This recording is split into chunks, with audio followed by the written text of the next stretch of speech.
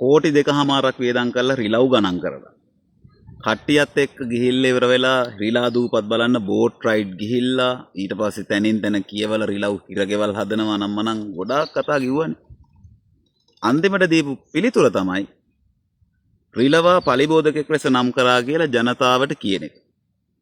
මේක මේ රටේ අහිංසක මිනිස්සුන්ව ගෝත්‍රික ම්ලේච්ඡය බවට පත් කරන විසඳුමක්.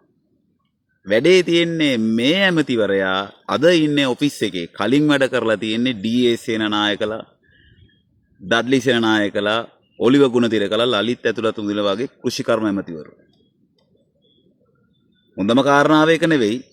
ඉස්සරහට එන එල්නීනෝ තත්ත්වය වගේ දැවැන්ත තත්ත්වයන් එක කෘෂිකර්ම හැන්ඩල් කරගන්නත් ඉන්නේ මේ වගේම ගෝත්‍රික මිනිස්සෙක් නම් මේ මිනිස්සයා නිදැල්ලේ ඉඳීම ජනතාවට ප්‍රශ්නයක් නෙවෙයිද? කල්පනා කරලා බලන්න.